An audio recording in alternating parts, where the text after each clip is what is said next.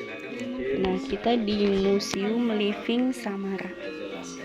Samara Living atau Living Samara, sama aja ya. Oke, silakan Ibu Bapak yang masih di luar bisa masuk terlebih dahulu nih.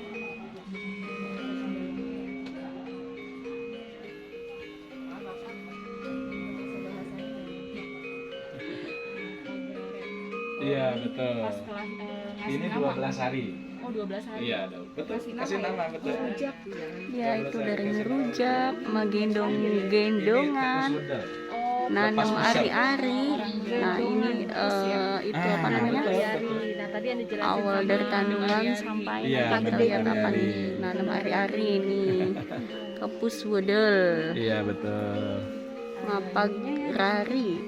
Iya. Ada nomor satu. Oh, nomor 1 ya pertama. Sama. Rujak itu ya, rujak. Buat rujak ya. Nanti Oh, dijual. sama. Oh, maksudnya untuk dijual? Iya. Tidak sih, tapi mungkin Tapi bisa nyobain dibuatin. bisa. Buah-buahan Iya, banyak. iya. Di sebelah sana nanti. Ada manggis ya. Ada kepundung namanya. Ada bulat-bulat kayak. Iya, ini sekitar sini. Sekitar sini itu Ada buah-buahan salak ya. juga, karena ini kan desa penghasil terbesar salak di Bali. Oh. Iya, sama durian juga ada. Oh.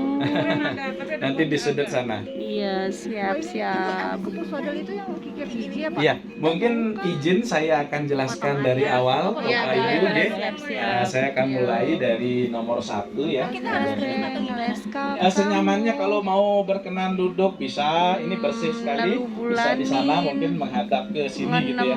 Bulanin, nelu, ngenem, Kenapa? utang rambut, semayu. Ya nanti akan saya jelaskan. Bisa Kan mungkin kan nenek kelit, perjalanan jauh jadi metata, biar pawiwahan, lebih relax. ngaben, Boleh, dan boleh, terakhir boleh. Ya, atmawedana. bisa lebih santai.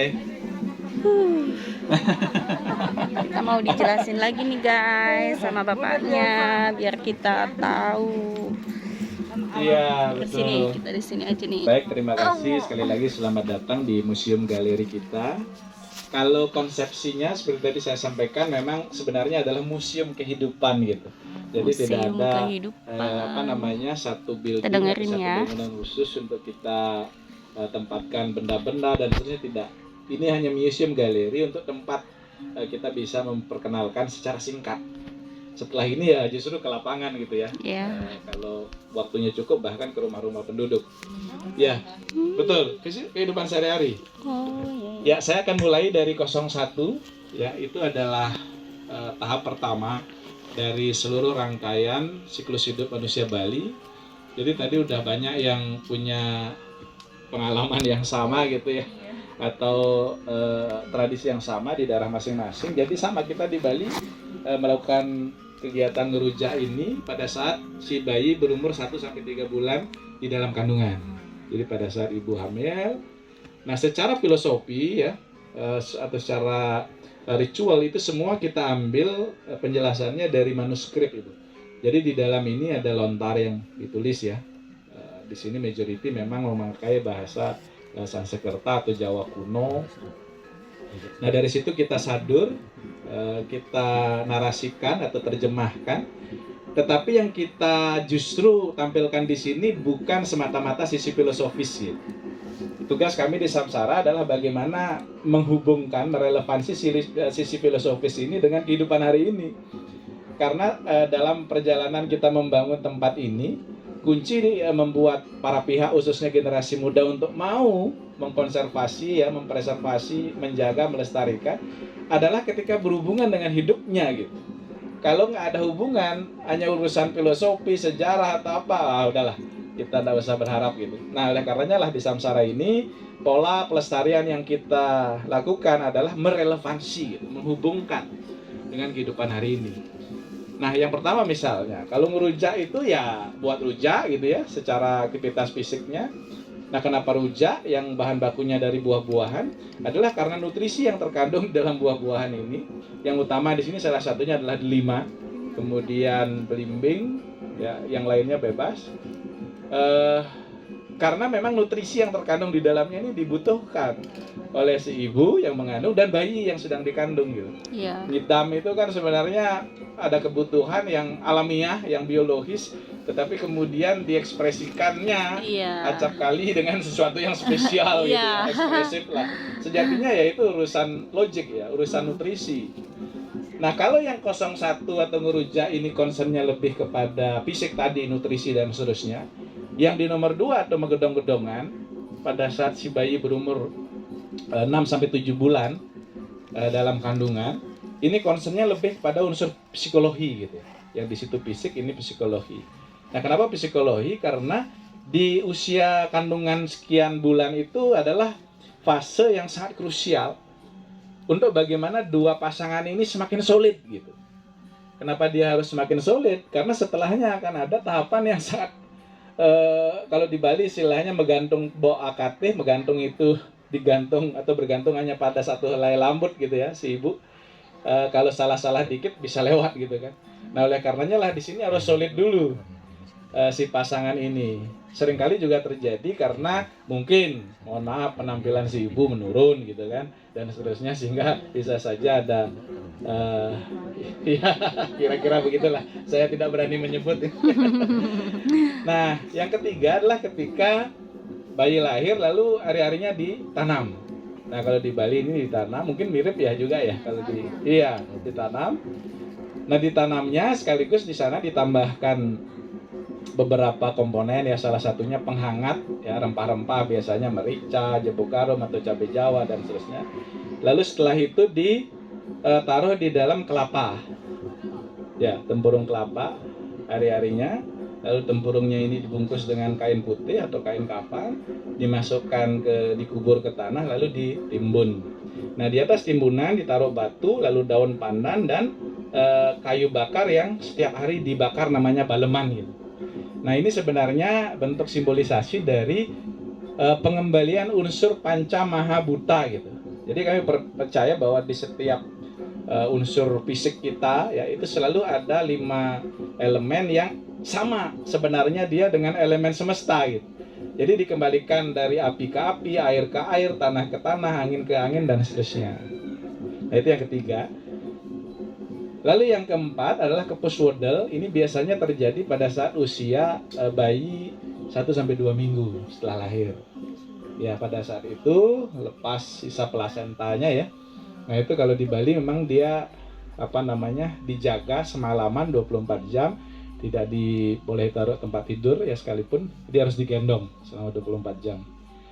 Lalu setelah itu masuk ke fase kelima yaitu mapagrari. Nah di mapagrari ini secara logik sejatinya adalah karena si bayi menurut kami di usia ini relatif panca inderanya ini sudah berfungsi. Ya, sudah mulai berfungsi lah dia dengan baik, mata mulai melihat, ya, hidung mulai mencium. Nah, sehingga dia harus diasup sebanyak mungkin komponen positif gitu. Yang kemudian akan berpengaruh terhadap ya bagaimana penyusunan saraf otaknya ya dan seterusnya. Sehingga ini akan jadi bekal dia kemudian di proses kehidupan selanjutnya. Nah lalu setelah itu masuk ke fase ke-6. Fase ke-6 ini adalah ngelasi kambuh. Ini dilakukan pada saat bayi berusia 42 hari Masehi atau 1 bulan 7 hari Bali. Karena bulan Bali itu 35 hari hitungannya. Jadi 42 hari Masehi. Nah pada saat ini juga menarik. Secara logik sebenarnya di setiap kelahiran kita gitu ya, khususnya kalau kami di Bali, itu dihitung selalu dari harinya gitu. Misalnya kayak saya Saniscara Wage Dukut.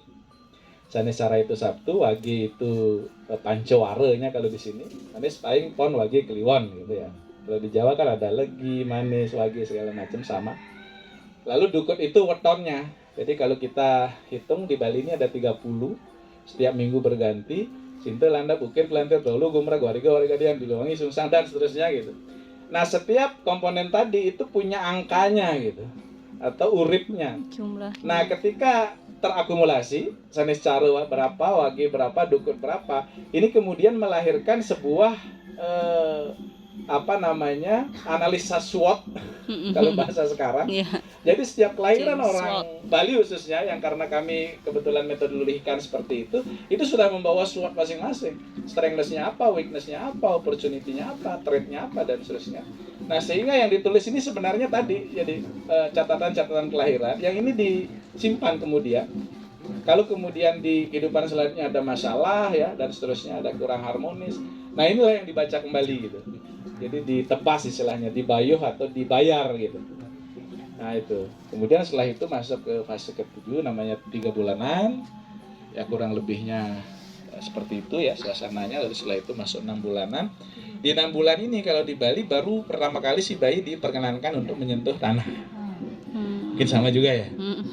Ya, kalau secara filosofi sekali lagi di depan sudah diterjemahkan, tapi logiknya sebenarnya menurut kami adalah karena di usia itu si bayi baru kita anggap relatif survive dia terhadap lingkungan. Baik terhadap kuman ya, terhadap bakteri dan seterusnya ya. Nah, oleh karenanya ketika unsur logik tadi, unsur ilmiah tadi dikawinkan dengan belief atau kepercayaan, maka cenderung kita tidak akan abai gitu ya. Jadi sangat taat sehingga ya akhirnya si bayi terproteksi. Lalu setelah itu masuk ke fase ke-9. Di hari yang sama biasanya dilanjutkan dengan potong rambut pertama kali. Ya, namanya mukutang bok gitu ya, atau potong rambut. Mukutang rambut. Nah, ini kebetulan foto keluarga kami semua, ini putri saya dulu waktu baru lahir. Sekarang udah kelas 1 SMP. Lalu setelah itu masuk ke fase ke-10. Adalah ritual yang dilakukan pada saat pertama kali lepas gigi atau tanggal gigi. Namanya mesemayut, meketus, ketus itu lepas. Ya. Lalu kurang lebihnya 5-6 tahun kemudian bagi yang cowok akil bale, yang cewek pertama kali menstruasi ya, kita punya ritual namanya menaik kelih. Menaik itu naik, kelih itu dewasa. Jadi naik dewasa. Nah, pada saat seorang sudah melalui proses upacara menaik kelih ya atau naik dewasa ini, maka dia berhak untuk mengikuti tahapan selanjutnya yaitu metatah atau potong gigi. Ya, dikikir giginya. Nah, itu yang 6 bagian atas saja. Jadi ada 4 gigi seri dan 2 gigi taring. Ini yang dikikir. Makanya ya rata-rata gigi di Bali itu rata bagian atasnya karena dia dipotong ya, dikikir. Nah, itu sejatinya adalah simbol dari kita menanggalkan 6 pengaruh negatif gitu. Namanya sadri pusat itu 6, ripu itu pengaruh negatif. Jadi dari kemarahan, dari keserakahan lah dan seterusnya. Nah, pada saat dianggap sudah bersih gitu ya, sudah tanggal dari berbagai bentuk pengaruh negatif, maka yang bersangkutan sudah dianggap siap untuk mengarungi bahtera rumah tangga atau pawiwahan atau pernikahan gitu.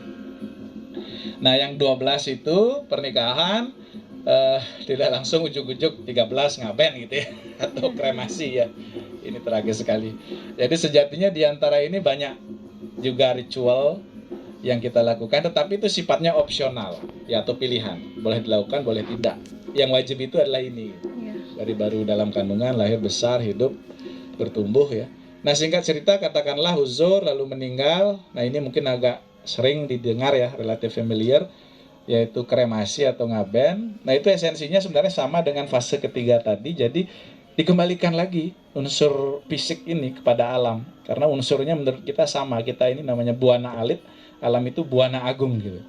Jadi yang api ke api, air ke air, tanah ke tanah, angin ke angin dan seterusnya.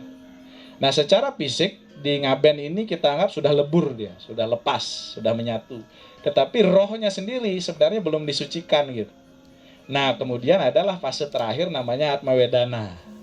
Jadi Atma Wedana ini adalah prosesi penyucian puncak daripada roh leluhur. Nah, pada saat itu bagi yang tadi saya cerita di awal ya, di luar perfect proses hidupnya, sedikit sekali ada kesalahan dan seterusnya, maka beliau punya tiket untuk langsung menyatu dengan Tuhan Yang Maha Esa atau bahasa kami moksartam jagadita yacaiti dharma gitu. Tetapi seringkali pasti ada 1-2 hal yang belum perfect gitu. Nah, oleh karenanya lah diberikan kembali kesempatan untuk memperbaiki di kehidupan selanjutnya. Nah, proses kelahiran berulang menuju kesempurnaan ini ya, lahir, besar, hidup, meninggal, lahir, besar, hidup, mati. Nah, ini yang disebut dengan samsara gitu. Jadi itu. Nah, satu poin menarik juga di fase ke-14 ini adalah ketika seseorang sudah diupacara Atma Wedana, maka yang bersangkutan berhak untuk masuk di family tree atau di silsilah keluarga gitu ya.